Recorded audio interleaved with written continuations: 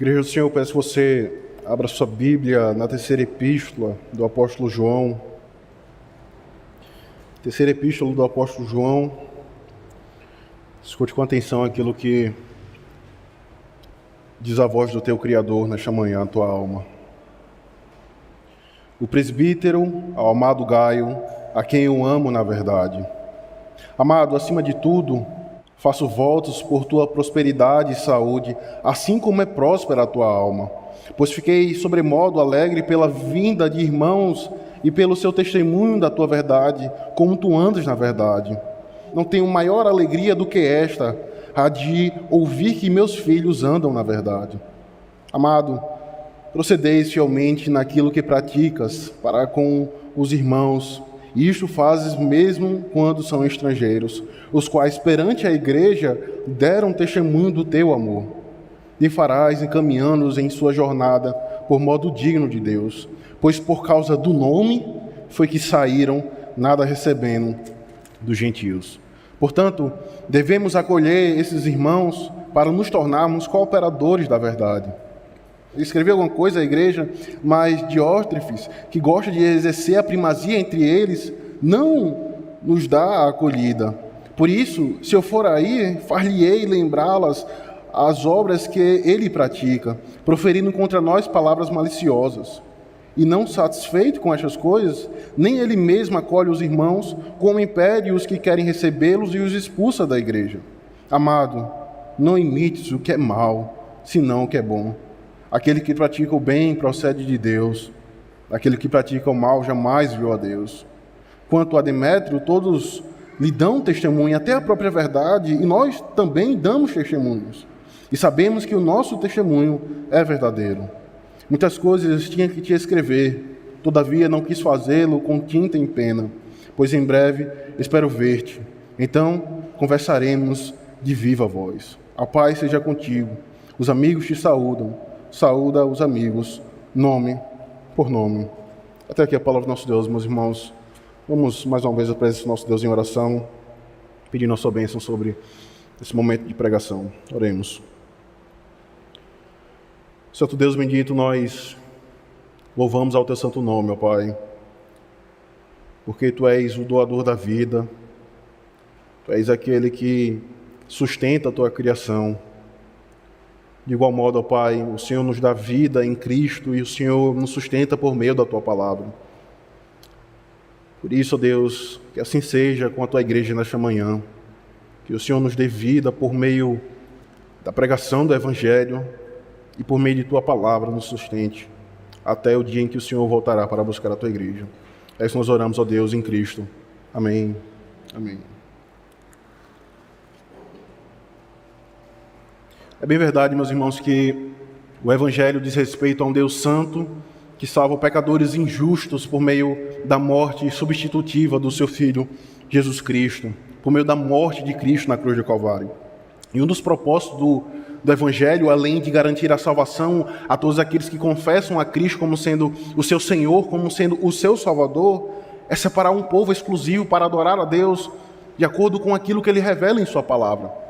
Então, além do Evangelho nos garantir a certeza da salvação, o Evangelho tem um propósito de separar um povo para adorar ao Senhor de acordo com a Sua Palavra. Entretanto, ainda que esse seja um dos propósitos do Evangelho, o próprio Cristo diz que no meio da sua igreja há joio e trigo. Aqueles que verdadeiramente confessam a Cristo e por isso se submetem à sua lei, e aqueles que apenas exteriormente confessam a Cristo como sendo o seu Salvador.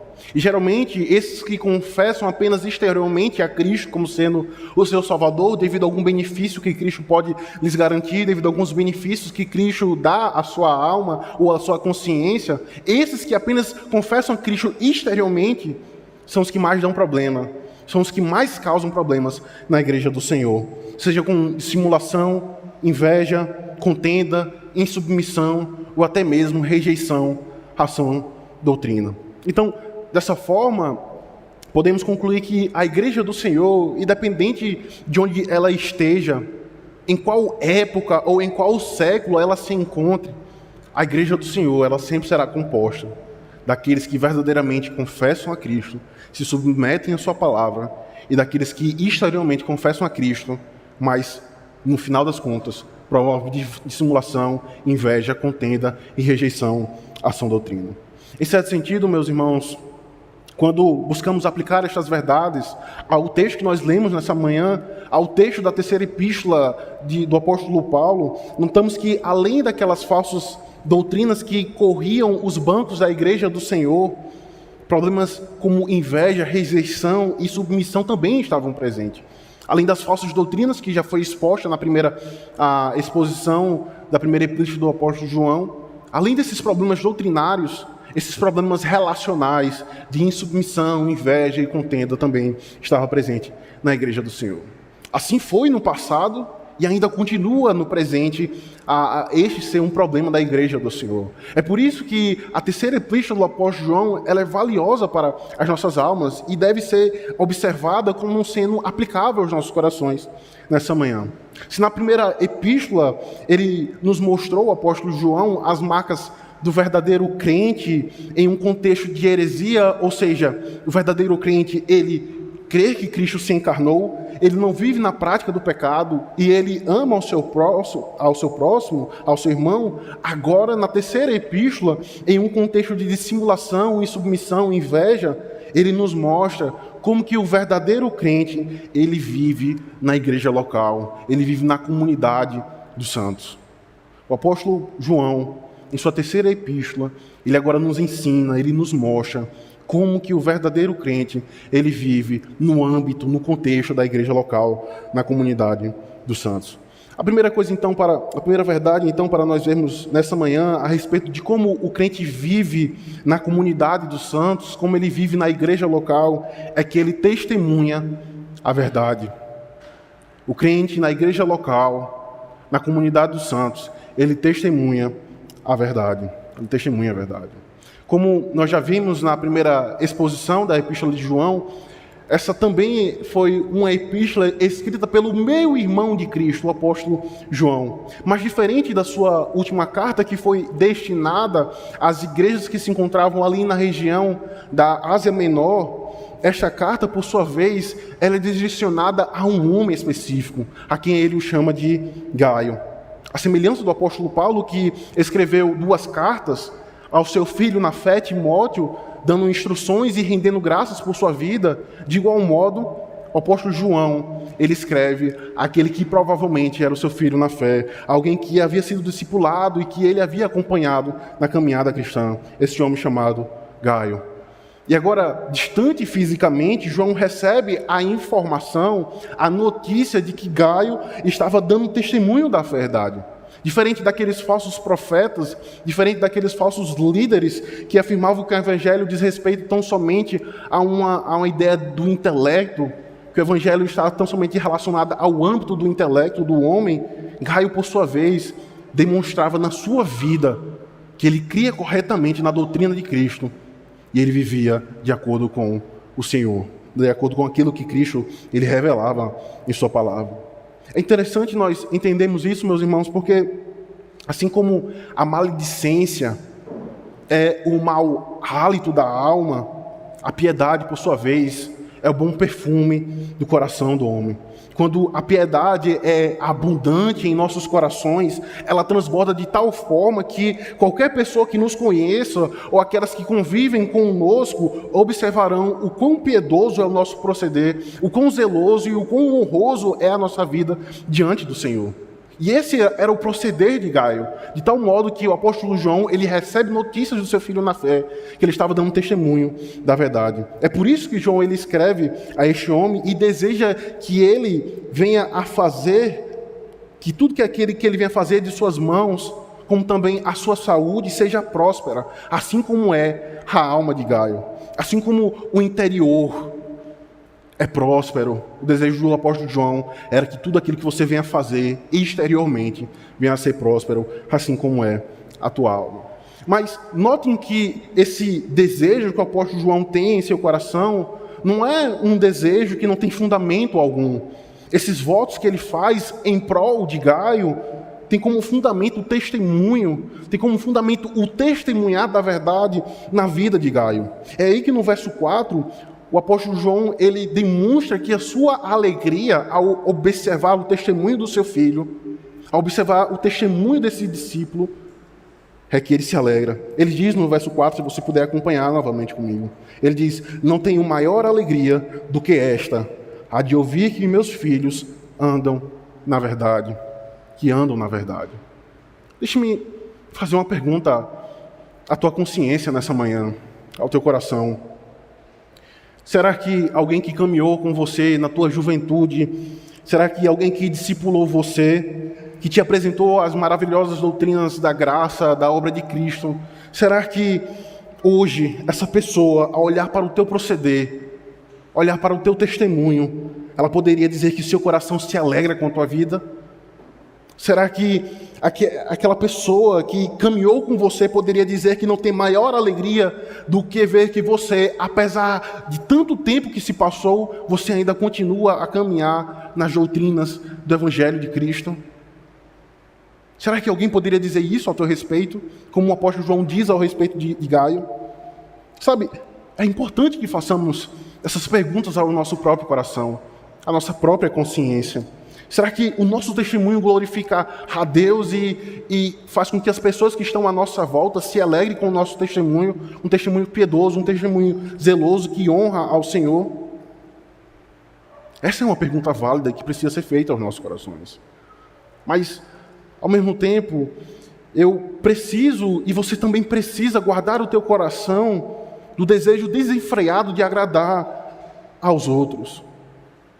Ao mesmo tempo que deve ser uma preocupação do nosso coração em saber como está o nosso testemunho, em saber se as nossas vidas estão sendo pautadas nas Sagradas Escrituras, mas ao mesmo tempo nós devemos guardar os nossos corações para não cairmos num grande vacilo, num grande erro de buscarmos agradar as pessoas desenfreadamente por meio do nosso proceder.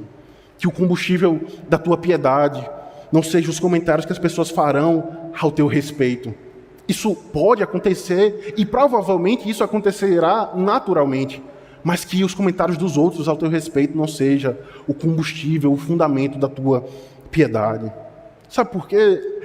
Os comentários dos outros ao teu respeito não deve ser o combustível da tua piedade, do teu bom testemunho, porque o teu nome, juntamente com a tua glória, juntamente com a tua posição, passarão.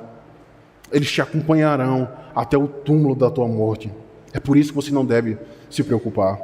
Mas se você quer, nesta manhã, estar preocupado com a opinião de alguém, se você quer saber, se você quer se preocupar com a alegria de alguém ao ver o teu proceder, ao ver o teu testemunho, a tua piedade, que esta pessoa, que o teu coração anda e busca estar preocupado, seja aquele que no dia do juízo final dirá: vinde a mim, benditos de meu Pai, tomai posse da herança que vos foi garantida desde a eternidade. Que Cristo seja o verdadeiro fundamento e a motivação para você buscar ser um homem e uma mulher piedosos diante do Senhor. Mas como se dá esse testemunho? Ora, Gaio, ele testemunha a verdade. E esse testemunhar é um reflexo daquilo que há em seu coração, ou seja, aquilo que ele faz, aquilo que ele vive exteriormente, é aquilo que reflete interiormente em seu coração. É por isso que ele testemunha a verdade. Mas como se dá esse testemunho? É que nós vamos para o nosso segundo ponto nesta manhã. A forma como o crente vive em comunidade é que ele ama em verdade. Se a primeira característica, se o primeiro ponto de como o crente vive em comunidade, na comunidade dos santos, na igreja local, é testemunhando a verdade, a segunda verdade, o segundo fato para nós vermos nesta manhã, é que o verdadeiro crente, ele ama em verdade, num contexto, no âmbito da igreja do Senhor. Algo que passa despercebido para nós que não vivenciamos o cristianismo do primeiro século, é o fato de que o cristianismo naquela época era um cristianismo em movimento. Diferente do cristianismo que nós vivemos hoje, que é um cristianismo mais estático, mais fixo em igrejas, em salões.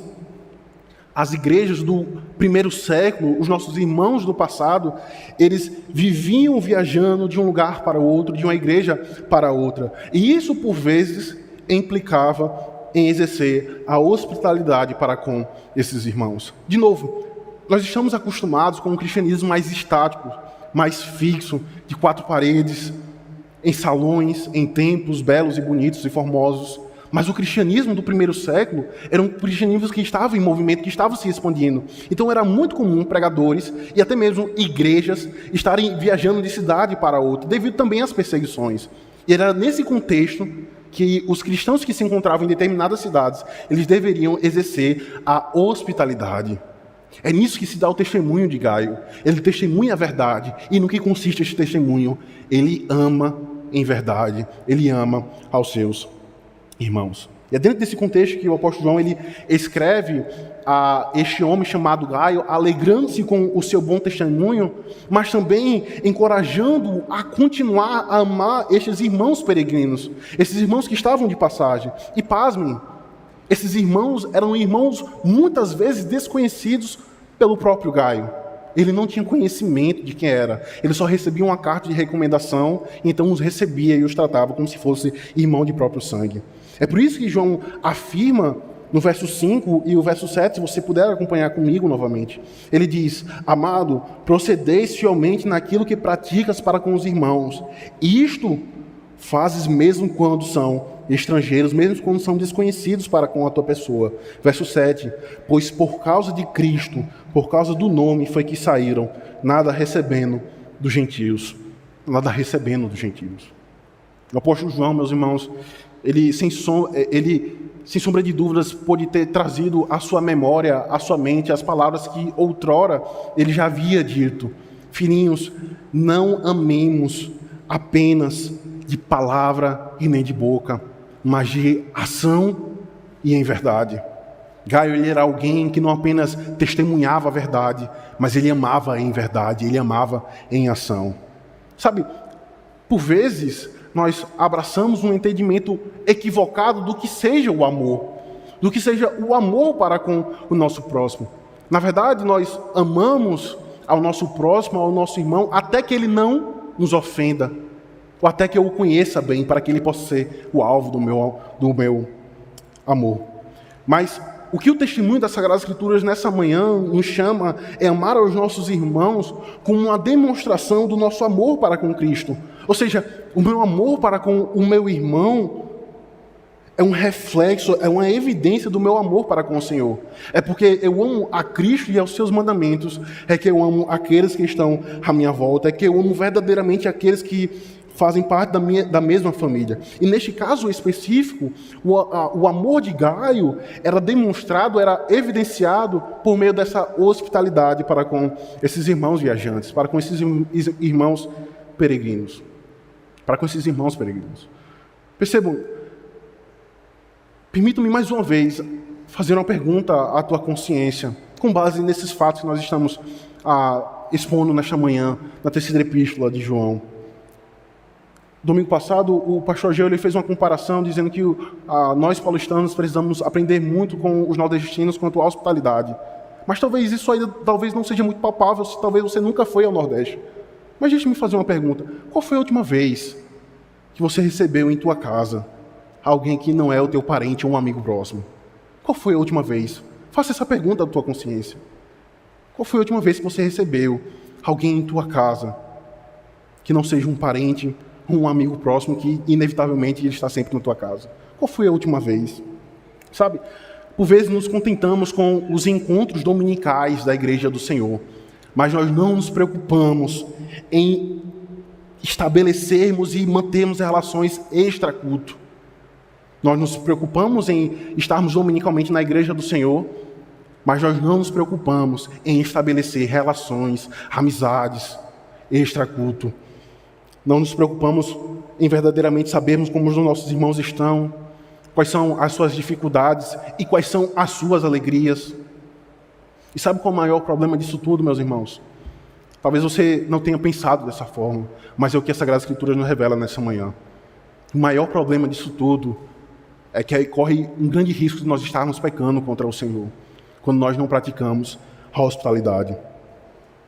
E o que mais surpreende, o que mais chama a atenção ao nos aproximarmos dessa verdade, é que quase todos os livros do Novo Testamento falam sobre a hospitalidade, ou de forma indireta, por meio de uma narração, como é muito comum nos livros de Atos, onde um determinado indivíduo se convertia e por isso abria as portas de suas casas para receber os apóstolos e os irmãos que se convertiam a Cristo, ou de forma direta, exortando a igreja do Senhor a exercer a hospitalidade. Quase todos os livros do Novo Testamento, como também do Antigo Testamento, não todos, mas alguns, tratam da hospitalidade. Então você percebe a importância que a igreja do Senhor, que o Cristo, o dono da igreja, ele dá para essa temática, para a hospitalidade. De qualquer forma, meus irmãos, diante desses fatos, pecamos perante a face do Senhor, quando nós não nos preocupamos em estabelecermos relações extra-culto, quando nós não buscamos exercer e praticarmos a hospitalidade. Entretanto, ao nos voltarmos para a postura de Gaio, parece haver um peso de glória nesse ato que ele exerce de hospitalidade. Se recebermos pessoas em nossa casa que já conhecemos, é um desafio. Se recebermos em nossas casas pessoas que já conhecemos, é um desafio. Imagine recebermos em nossas casas pessoas que nós nunca nem vimos, pessoas que nós não conhecemos, mas são e fazem parte da mesma família da aliança. Parece que nesta hospitalidade que Gaio ele exerce para com esses irmãos viajantes, parece que esse exemplo aproxima-se mais com a exortação que Cristo dá aos seus discípulos no Evangelho de Lucas. Ele diz: quando deres um jantar, quando promoveres uma ceia, não convide os teus amigos, nem teus irmãos, nem teus parentes, nem os vizinhos ricos, para que não suceda que também eles te tornem a convidar e te seja isso retribuído. Ou seja, não convide alguém simplesmente para que você possa tirar dele algum proveito. Ele então exorta: mas quando deres algum banquete, quando promoveres alguma ceia, convida os pobres, os aleijados, os mancos e os cegos, e serás bem-aventurado, porque eles não têm com que te retribuir, pois a tua retribuição, a tua recompensa se dará na ressurreição dos justos. Ou seja, quando exerceres a hospitalidade, não seja e não esteja preocupado com os elogios e a gratidão que as pessoas possam demonstrar a você. Não esteja preocupado em saber se aquilo que a tua mão direita fez, será que a mão esquerda viu? Não esteja preocupado demasiadamente com a opinião dos outros, se eles irão te agradecer, se eles irão te elogiar. Porque procedendo dessa forma, a tua recompensa se dará na ressurreição dos justos. É isso que Cristo nos exorta nessa manhã no Evangelho de Lucas. Não se preocupe em estabelecer, em exercer a hospitalidade simplesmente com aqueles que você pode tirar algum benefício, ou simplesmente pelo fato dele te agradecer e inflamar o teu ego. Mas se preocupe a exercer sem olhar a quem, sem esperar dele o elogio, sem esperar dele alguma retribuição. Porque fazendo isso, o que Cristo nos diz, a tua recompensa se dará na ressurreição dos justos. Essa foi a segunda verdade, meus irmãos, para nós vermos nessa manhã, que o apóstolo João nos ensina a como vivermos em comunidade. Primeiro, nós devemos testemunhar a verdade, nós devemos amar em verdade, e em terceiro lugar, o que o apóstolo João nos ensina essa manhã, como vivemos em um contexto de comunidade e de igreja local, é que nós devemos amar a verdade. De novo, nós somos chamados a testemunhar a verdade, a amar em verdade, e nós já vimos o que significa esse amar em verdade, e por fim, o apóstolo João nos ensina a amar a verdade, amar a sã doutrina, por assim dizer. Acompanhe comigo e veja o que ele nos diz no verso 8. Portanto, devemos acolher esses irmãos para nos tornarmos cooperadores da verdade. Cooperadores da verdade.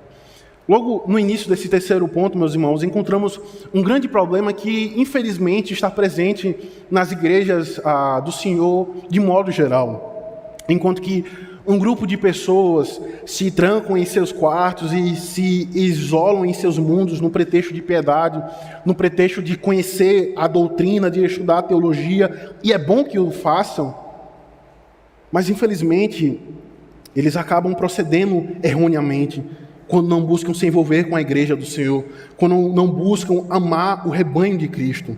Eles se fecham em seus mundos estudando teologia, é bom que o façam, mas acabam demonstrando pouco afeto para com a igreja local, para com aquele que ainda é novo na fé, para com aquele que ainda tem dificuldade.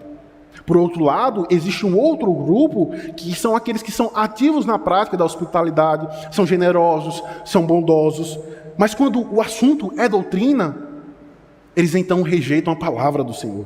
Eles afirmam que doutrina esfria o crente e que, na verdade, doutrina causa contenda. Entretanto, aqueles que procedem dessa forma, na verdade, estão rejeitando a doutrina encarnada que é o Cristo, e estão dando ouvidos aos enganos e mentiras de Satanás, que diz: será que realmente isso importa? Será que doutrina é importante? Será que foi justamente isso que Deus disse a você, que você não deve comer da árvore do fruto do conhecimento do bem e do mal? Faz o que o teu coração deseja.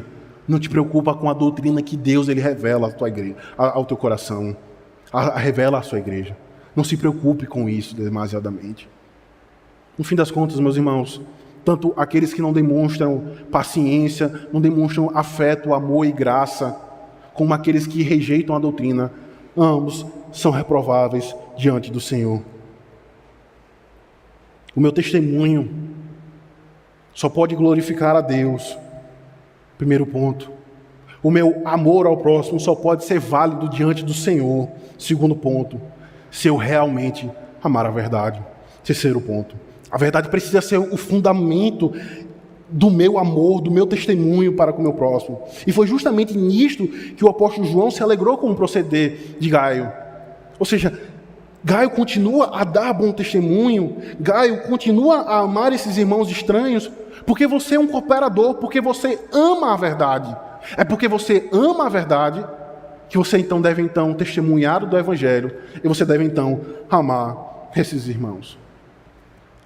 Talvez o sucesso, meus irmãos, da caminhada cristã seja melhor medido por nada mais, nada menos do que a nossa obediência. Porque o primeiro fruto do amor bíblico não é o amor que a sociedade vomita em nossos ouvidos, mas o primeiro fruto do amor é a obediência. E essa obediência me leva a amar o meu irmão e a testemunhar de Cristo. Lembre-se, como Agostinho dizia, naquele dia não te será perguntado o quanto você conheceu a respeito de Cristo, mas o quanto você o amou. Mas o quanto você o amou. Porque o amor não é simplesmente da boca para fora, mas o amor me leva a uma ação, e essa ação, como o apóstolo João já disse em sua primeira carta, a uma verdade. A uma verdade. Mas ao mesmo tempo, meus irmãos, já caminhando para o fim, o apóstolo João, ele nos ensina a como vivemos em comunidade, a como vivemos em um contexto de igreja local, mas ele também, por meio do proceder de Diótrefes, nos ensina a como não vivemos em comunidade. Se no primeiro exemplo de Gaio, ele nos ensina a como nós devemos viver em comunidade, agora, se você acompanhar comigo do verso 9 até o verso 10, ele nos ensina a como nós não devemos viver em comunidade, na comunidade dos santos. Diferente de Gaio, Diótrefes, ele não dava testemunho da verdade, ele não amava em verdade e ele odiava a verdade. Veja se não é isso que o verso 9 nos diz. Escrevia alguma coisa à igreja, mas Diótrefes, que gosta de exercer a primazia entre eles, não nos dá acolhida. Por isso, se eu for aí, far-lhe-ei lembradas as obras que ele pratica, proferindo contra nós palavras maliciosas. E não satisfeito com essas coisas, nem ele mesmo acolhe os irmãos, hospitalidade, como também os que querem exercê-los, querem recebê-los, os expulsa da igreja. Amado, não imite o que é mal, senão o que é bom. Aquele que pratica o bem procede de Deus. Aquele que pratica o mal jamais viu a Deus. Jamais viu a Deus. Certo teólogo, ele comentando essa passagem, ele diz, com relação à postura de Diótrefes, ele diz: os discípulos de Jesus discutiram em várias ocasiões qual deles seria o maior no reino de Deus. Entretanto, Jesus teve que lembrá-los que o seu modelo de ministério não era o oficial romano que dominava sobre os outros, mas era ele mesmo, por meio do seu exemplo de serviço e humildade. Ao longo de muitos anos em meu ministério, tenho visto o modelo de ministério mudar e a igreja sofrer por causa disso. Tenho a impressão de que o ministro bem-sucedido de hoje é mais parecido com um magnata de Wall Street do que um servo submisso. Ele não carrega uma pá, mas um telefone que com qualquer ligação manda e desmanda. Em seu coração, em vez do amor pelas almas perdidas e pelas ovelhas de Deus, há somente ambição egoísta. Há somente ambição egoísta. Quando perdemos de vista, meus irmãos, quem nós verdadeiramente nós somos em Cristo, isto é, servos, nós passamos a nos enxergar além do que convém. É isso que as Sagradas Escrituras. Não olhe para você mesmo e enxergue além do que convém. Porque quando nós procedemos dessa forma, passamos a desejar algo que convém somente a Cristo, que é o que João ele fala, a primazia, a honra e a glória. Diótrefes, ele era assim. Ele não dava testemunho da verdade. Ele não amava em verdade, porque ele não praticava hospitalidade e ele também expulsava da igreja aqueles que buscavam exercê-la. E por fim, ele não amava a verdade, porque ele praticava o mal e nunca viu a Deus, como também ele rejeitava a doutrina dos apóstolos. Porque aquele que rejeita a doutrina do apóstolo, esse não ama a verdade, porque pratica o mal. Em tese, meus irmãos, nessa manhã, o apóstolo João ele nos mostra a como nós vivemos na comunidade dos santos, na igreja local, testemunhando a verdade, amando em verdade e amando a verdade. Mas ao mesmo tempo ele nos mostra como nós não devemos viver em comunidade. Mas eu não quero parar por aqui, porque daí seria tão somente um mero exemplo moralista do faça isso ou não faça aquilo, mas que os teus olhos possam olhar para aquilo que Gaio e o apóstolo João eles olhavam, para a cruz do Calvário, para o Cristo que foi morto, ressurreto e agora se encontra glorificado à destra de Deus Pai. E esse Cristo que se encontra glorificado nos chama nessa manhã a testemunharmos da verdade, a amarmos em verdade e a amarmos a verdade. Que o Senhor nos abençoe em Cristo. Amém.